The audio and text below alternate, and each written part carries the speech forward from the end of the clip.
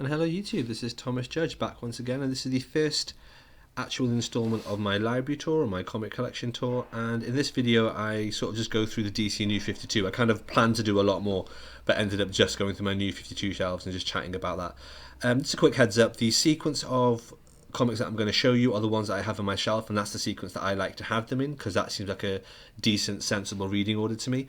It's not the perfect reading order, and if you know anything about my channel, that's because I don't believe there is a perfect reading order, so this is always just subjective. But these are the ones that I like, that I own, and that I've kept for that reason. And so with no further ado, let's get into it. Alright people, this is where the magic happens. So today, to start with, I figured we'd start off with something I'm quite well known for, which is DC New 52.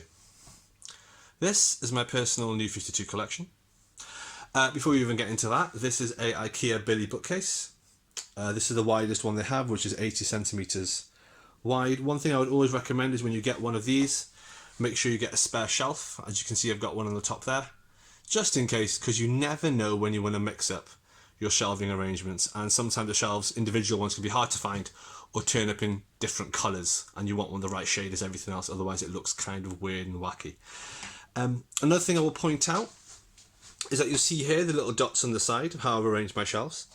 So you can arrange them, if you do it really, really tight, you can arrange them so you can fit 3 omnibus size comics, which is this size, on a shelf. I don't do that personally. I tend to have one shelf which is for normal size, and then the remaining 2 shelves I tend to give a little bit more room here at the top than a lot of other people have. And I do that just so it makes it easier to get my hand in and get my comics out. It does mean, however, that I can't fit 3 deluxe or omni-size comics on the same thing. Totally a matter of personal taste. If you want to fit 3 omnis in the top half, then obviously you can. The reason I say 3, and then at the bottom here you've got another 3 shelves, is always worth remembering this shelf in the middle, you cannot move. That is a fixed, immovable shelf. So, with all the preamble out of the way, let's talk about the New 52. So what you guys can see here, there's my New 52 collection, all hardcovers. So to start with, we've got Flashpoint. Sorry about the wobbly cam, guys, doing it by hand. And then we've got World of Flashpoint, which is a combined bespoke custom hardcover I got made. There's a video for that elsewhere on my channel.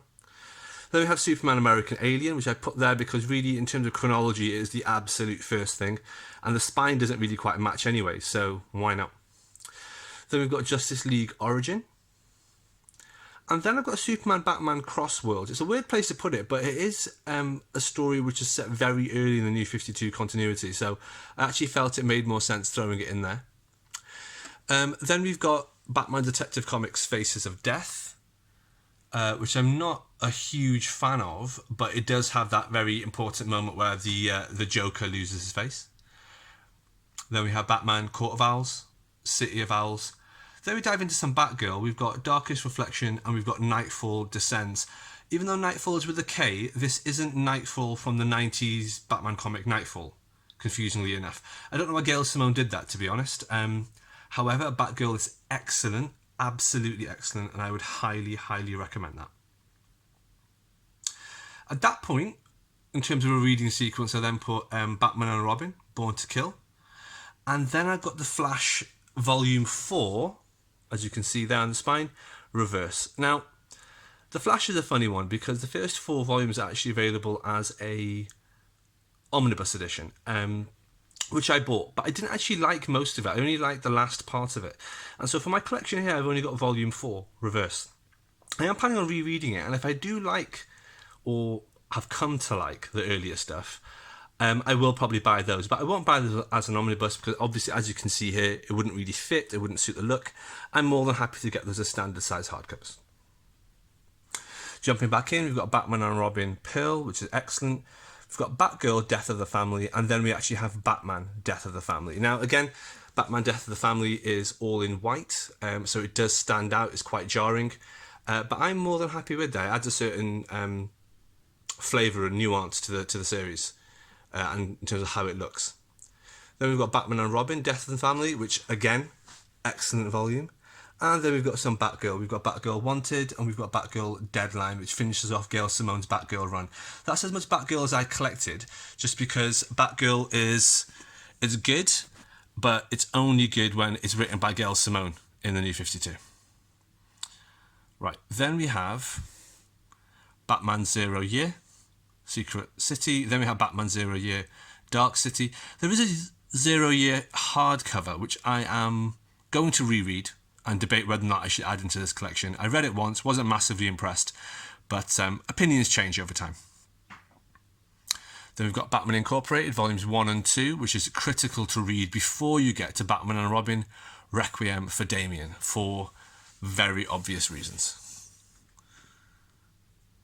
Then we've got Batman Graveyard Shift, we've got Batman The Dark Knight. Now I've got all 4 of the Dark Knight volumes here, because there's nowhere better to put them really. So I've got Night Terrors, Cycle of Violence, Mad and Clay. I then have Batman Detective Comics. This is my only volume of Detective Comics other than the first one, and this is The Wrath. It's a nice self-contained volume with a good storyline and good artwork. Then what we have here is Catwoman The Game. That's a custom hardcover I had made. This was only ever released in paperback, but I got that made. Had some issues sorting out the bottom of the spine, but as you can see, sorted out in the end. Then we have my only volume by Superman, which is Fury at World's End, which is really substantially the best part of the Hell on Earth series.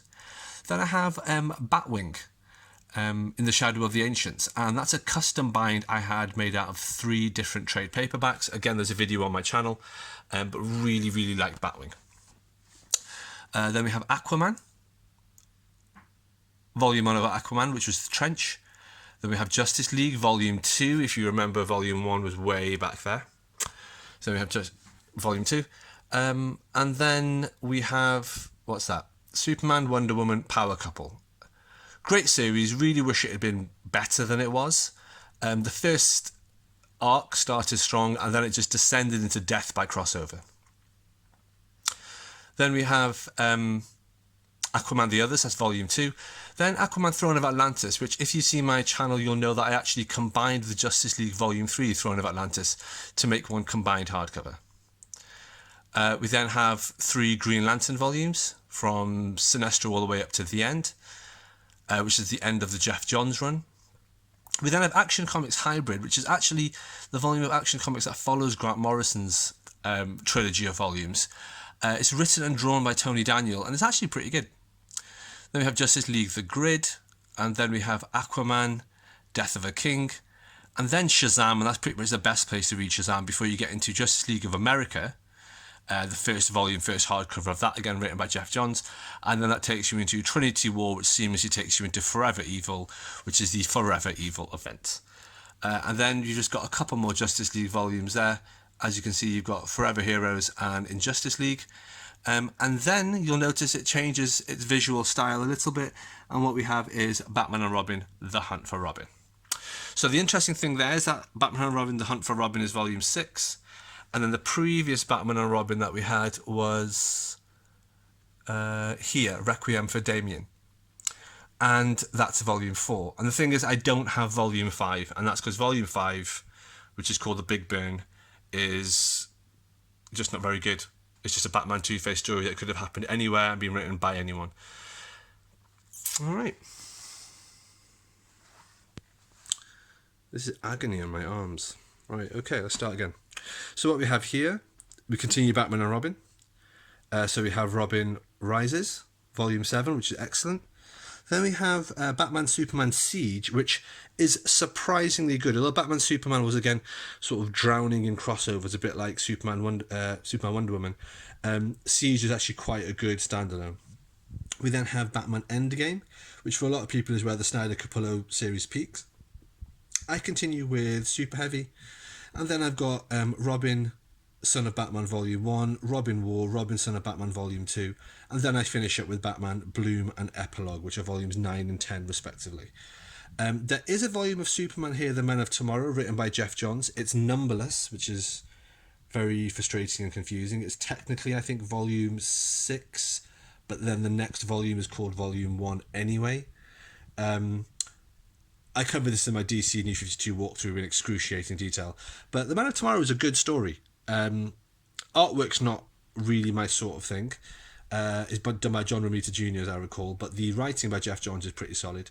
Then we're getting some solid Flash stuff. So this is Flash Out of Time, Flash Savage World, and Flash Zoom, which is a great trilogy, which is just really well put together, really well written by Robert Venditti. Highly recommended. We then have Aquaman Out of Darkness, which admittedly isn't really very good. But I kind of fell for it because the artwork by Brett Booth is just astonishing. Similarly here, this is my only volume of Wonder Woman. I felt kind of bait and switched by the Azzarello run of Wonder Woman in New 52, which preceded this. I didn't really enjoy it. I got very psyched about it. I bought the Absolutes and I read them and I was like, this isn't very good, and I got rid of them. So War Torn is the first volume after that, I think. Yeah, volume 7.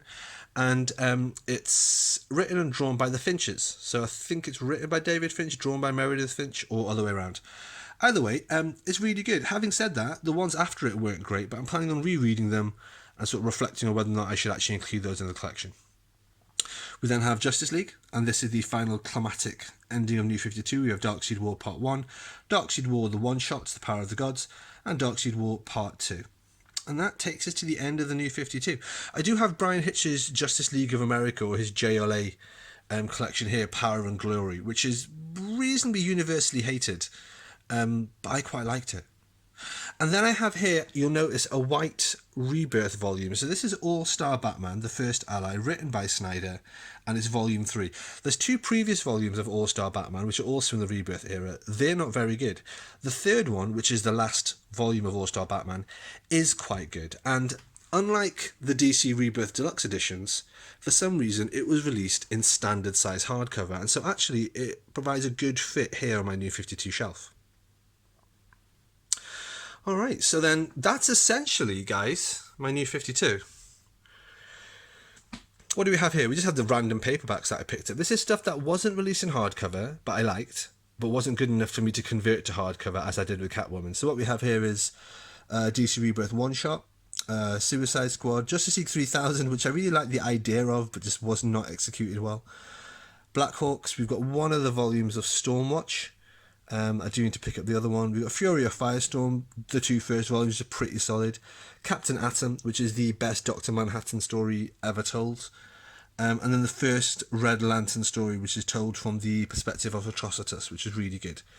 Also got Men of War, which admittedly isn't very good, but I have a quirky like for it. And then we've got a couple of Catwoman stories, which are sort of like very noir-y, criminal underground sort of stories, the sort of thing that you'd imagine Greg Rucka would write. Then we've got We Are Robin, and the Deadshot one-shot from Suicide Squad. We've got Midnighter's first volume out, which was excellent. The subsequent one, Hard, wasn't as good, so I haven't picked it up. And then we've got Martian Manhunter's first volume, which was really cool, but set up for a really rubbish second volume. Then we have Sugar and Spike, which I think was from DC Universe Presents, or one of the anthology series anyway. And they collected it in its own trade paperback here. It's really good. Highly recommended. Then we get into the slightly elseworldy stuff. I picked up a couple of Earth 2 volumes. Only volumes 4 and 5, because they were the only ones that were very good. Volumes 1, 2 and 3 were not good, in my opinion. And then I've got Earth 2 Society, written by Abnett, which was, again, pretty solid, but then started to tail off afterwards. So it's a little bit of an idiosyncratic thing. This is why I picked the ones that I have. But again, these are the comics that would pass what I call the Jerry test, more than anything else. And the rest of my New 52 shelf, what do I have here? Well, I've got a couple of artist editions. Admittedly, only one of these is New 52, which is the Dark Knight Unwrapped by David Finch.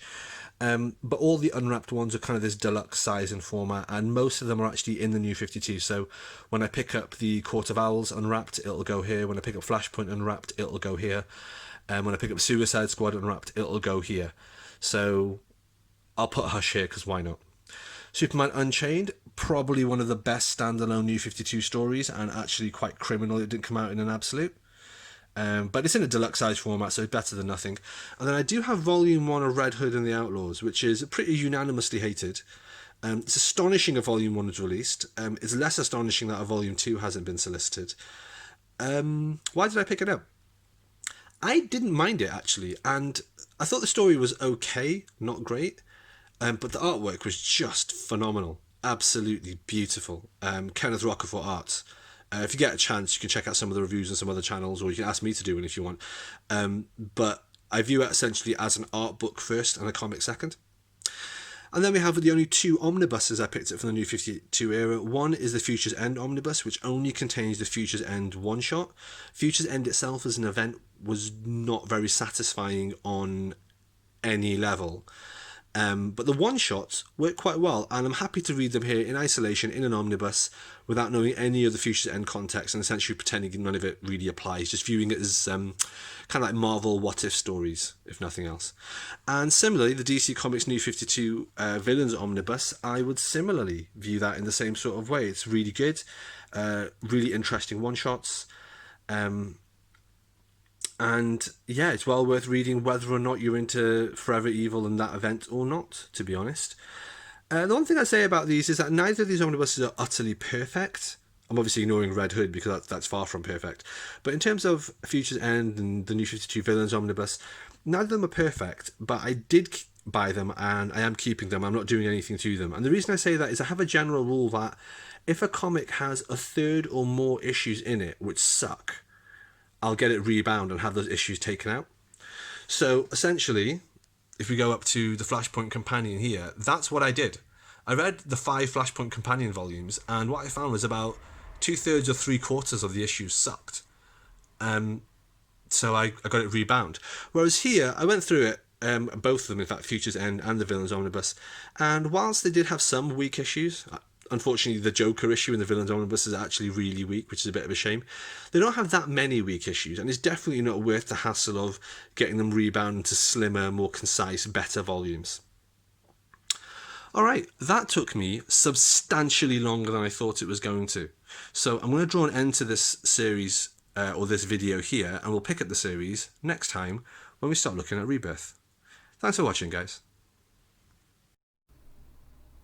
Alright, and that's the end of the first part of the room tour. As you can see, I was a bit over-ambitious. I didn't realise it would take this long just to do the New 52. But the next video will cover the rest of this particular bookcase before we move on. As always, please like, comment, please subscribe. Please share the video more widely, and as always, please support the channel by heading over to Amazon and picking up my prose novel, No Gods or Kings. If you're interested in a bit more about the New 52 and my perspective on it, I do have a series of videos, which is a really comprehensive reading guide to the entire New 52, all 3,600 issues, and I'll put a link to that in the description below. Until next time, everyone, stay classy.